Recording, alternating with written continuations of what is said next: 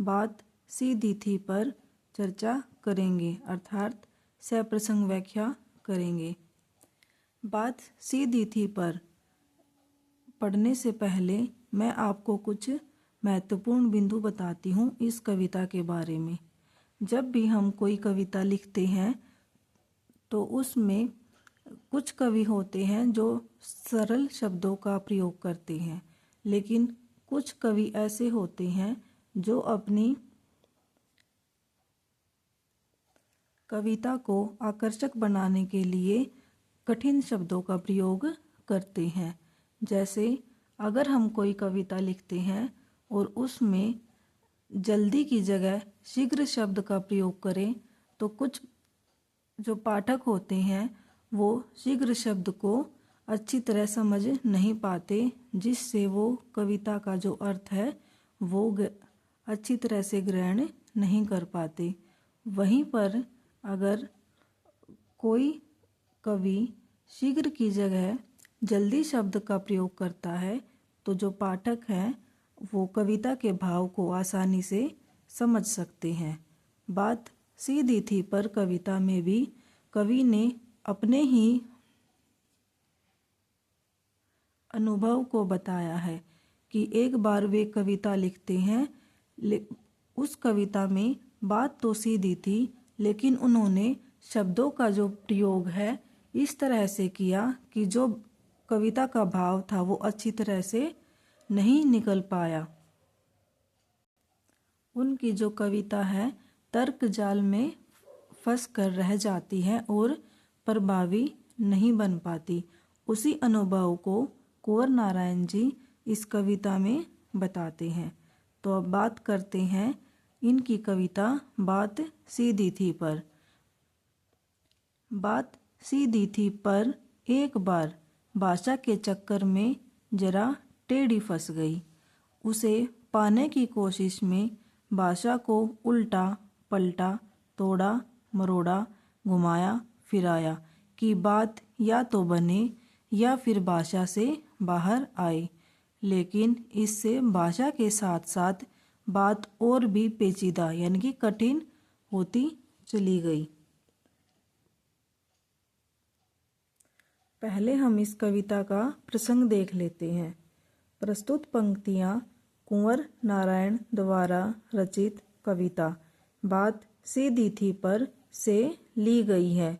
इस कविता में कवि ने कथ्य और माध्यम के द्वंद्व को प्रस्तुत करते हुए भाषा के सहज प्रयोग पर बल दिया है। कवि कहता है कि जब भी कवि अपनी सीधी सादी भावनाओं को व्यक्त करना चाहता है तो भाषा के चक्कर में फंसकर वह अपनी बात को सहज रूप से कह नहीं पाता, बल्कि उसकी बात बिगड़ जाती है। इन पंक्तियों का भी अर्थ यही निकलता है, बात सीधी थी पर एक बार भाषा के चक्कर में जरा टेढ़ी फंस गई। मतलब जो कुंवर नारायण जी बात बताना चाहते थे वो बात सीधी थी, सरल थी, सहज थी, लेकिन कवि ने उसको प्रभावी बनाने के लिए कठिन शब्दों का प्रयोग किया, जिससे जो उनकी बात थी भाषा के चक्कर में जरा टेढ़ी फंस गई, अर्थात जो पाठक थे उनकी समझ से बाहर हो गई। उसे पाने की कोशिश में भाषा को उल्टा पलटा, तोड़ा मरोड़ा, घुमाया फिराया कि बात या तो बने या फिर भाषा से बाहर आए। लेकिन इससे भाषा के साथ साथ बात और भी पेचीदा होती चली गई। इसमें कवि कहते हैं कि बात के भाव को उभारने के लिए अर्थात उसे स्पष्ट करने के लिए कवि ने भाषा को उल्टा पलटा यानी कि उसको कठिन से सरल बनाया, तोड़ा मरोड़ा, घुमाया फिराया, अर्थात जो शब्द है उनको तोड़ा यानी कि छोटा किया जहाँ जरूरत थी, घुमाया फिराया, किसी शब्द को पंक्ति में आगे किया तो किसी शब्द को पंक्ति में पीछे किया कि बात या तो बने, मतलब या तो जो वो बात कहना चाहते हैं उसका अर्थ स्पष्ट हो जाए या फिर भाषा से बाहर आए, या फिर जो भाषा वो कठिन भाषा थी उससे बाहर आ जाए। लेकिन इससे भाषा के साथ साथ बात और भी पेचीदा होती चली गई। लेकिन जो भी उन्होंने यह क्रिया की, कवि ने जो शब्दों को उल्टा तोड़ा मरोड़ा घुमाया फिराया, उससे भाषा तो पेचीदा हुई, उसके साथ ही साथ जो उनकी बात थी, जो भाव थे, वो भी कठिन और मुश्किल होते चले गए।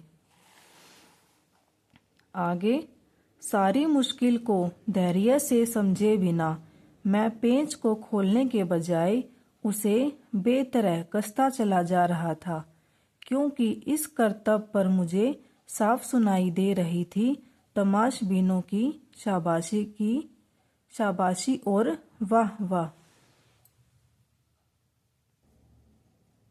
आखिरकार वही हुआ जिसका मुझे डर था। जोर जबरदस्ती से बात की चूड़ी मर गई और वह भाषा में बेकार घूमने लगी। इन पंक्तियों में कुंवर नारायण जी एक पेंच का उदाहरण देते हुए बताते हैं कि जिस तरह से एक पेंच को अंदर लगाने के लिए अर्थात कसने के लिए एक नियम होता है, वो क्या कि उसको सहजता से हमें घुमाना चाहिए। यदि हम उसकी करतब जाने बिना उसको अगर करते हैं तो उसकी जो चूड़ियां हैं वो फेल हो जाती हैं, मर जाती हैं, जिससे फिर उसमें कसाव नहीं आता। उसी तरह से जो कविता है उसमें भी शब्दों का कसाव जरूरी है। इस पंक्तियों में हम देखते हैं, सारी मुश्किल को धैर्य से समझे बिना, अर्थात मुश्किल क्या थी? शब्दों की, कि जितनी भी मुश्किल थी, जितनी भी कठिनाई थी, उसको कवि ने शांति से धैर्य से नहीं समझा। मैं पेंच को खोलने के बजाय उसे बेतरह कसता चला जा रहा था। अर्थात उन्होंने पेंच का उदाहरण देते हुए कहा है कि मुझे पेंच को खोलना था, लेकिन उसको खोलने की बजाय उन्होंने क्या किया? उसको कसते चले गए, टाइट करते चले गए, क्योंकि इस करतब पर मुझे साफ सुनाई दे रही थी तमाशबीनों की शाबाशी और वाह वाह। इन पंक्तियों में कवि कहते हैं कि जो मैं यह कार्य कर रहा था बिना धैर्य के, बिना सोचे समझे, उस पर मुझे जो पाठक हैं उनकी शाबाशी और वाह वाह साफ सुनाई दे रही थी, क्योंकि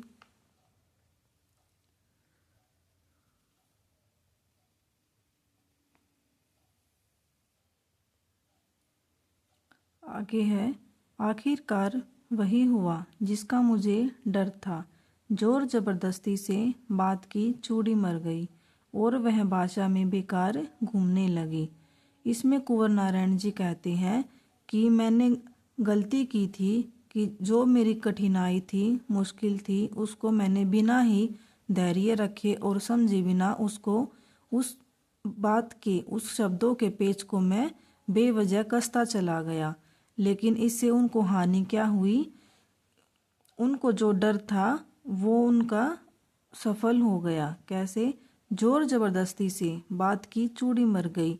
जो वे शब्दों को उलट रहे थे, पलट रहे थे, तोड़ मरोड़ रहे थे, अर्थात बेतरह उनको कस रहे थे, उससे क्या हुआ? बात की चूड़ी मर गई। अर्थात जिस तरह एक पेंच की चूड़ी मर जाती है उसी, और फिर उसका कोई भी काम नहीं रहता, उसी तरह जो उनके शब्द थे उनकी भी चूड़ी अर्थात भाव जो है वो मर चुके थे और वह अब भाषा में बेकार हो गई थी, बेकार होकर घूमने लगी थी। अर्थात भाषा में उनका कोई भी प्रयोग नहीं रह गया था। हार कर मैंने उसे कील की तरह उसी जगह ठोक दिया। पेच में और कील में अंतर होता है। वो क्या? जो पेंच होता है उसमें इस तरह से चूड़ियाँ बनी रहती है नीचे, और जो कील होती है वो ऐसे प्लेन होती है, यानी कि सिंपल होती है। तो कवि क्या कह रहे हैं? हार कर मैंने उसे कील की तरह उसी जगह ठोक दिया। अर्थात जिस तरह हम कील को, देखिए बता भी रखा है, जिस तरह हम कील को उसी जगह ठोक देते हैं, तो कवि क्या कह रहा है कि मैंने उस पेंच को भी उसी जगह ठोक दिया। अर्थात जो मैं शब्दों की तोड़ा मरोड़ी कर रहा था वो शब्द मैंने वहीं पर छोड़ दिए। आगे, ऊपर से ठीक ठाक पर अंदर से न तो उसमें कसाव था न ताकत। जब हम किसी भी कील को ठोकते हैं तो ऊपर से तो वो ऐसी लगती है जैसे कि उसमें कसाव है, लेकिन अगर अंदर से देखें तो उसमें ना ही कोई कसाव रहता और न ही कोई ताकत रहती। उसी तरह जो उनकी कविता थी वो भी थी, ऊपर से तो लग रहा था वो ठीक है, लेकिन अगर कोई पाठक उसको पढ़ता है तो वो उसके भाव को समझ नहीं पाता, उसके भाव जो हैं स्पष्ट नहीं होते। बात ने जो एक शरारती बच्चे की तरह मुझसे खेल रही थी, मुझे पसीना पोंछते देखकर पूछा, क्या तुमने भाषा को सहूलियत से बरतना कभी नहीं सीखा? इसमें कवि कहते हैं कि जिस तरह जो बच्चे हैं वो परेशान करते हैं, छोटे बच्चे हैं जो परेशान करते हैं, जो शरारती होते हैं, उसी तरह जो ये शब्द हैं ये मुझे परेशान कर रहे हैं। मुझे पसीना पोंछते देख, और उन जब वे परेशान हो जाते हैं तो परेशानी में ही वे जो पसीना पूछ रहे हैं उनको पसीना पूछते देखकर बच्चे पूछते हैं, अर्थात भाषा पूछती है, क्योंकि यहाँ पर कवि ने बच्चे और भाषा जो है उसकी तुलना करके बताया है। तो वो क्या कह रही है, भाषा क्या कह रही है, क्या तुमने भाषा को सहूलियत से बरतना कभी नहीं सीखा? अर्थात जो तुम कविता लिखते हो उसमें कभी भी क्या आपने भाषा को अच्छे ढंग से सहूलियत से बरतना का अर्थ हो जाएगा व्यवहार में लाना, अर्थात भाषा को सहूलियत से ढंग से व्यवहार में लाना क्या तुमने कभी नहीं सीखा? यहाँ पर ये बात सीधी थी पर कविता समाप्त होती है। उम्मीद करती हूँ आपको यह कविता समझ में आई होगी। धन्यवाद।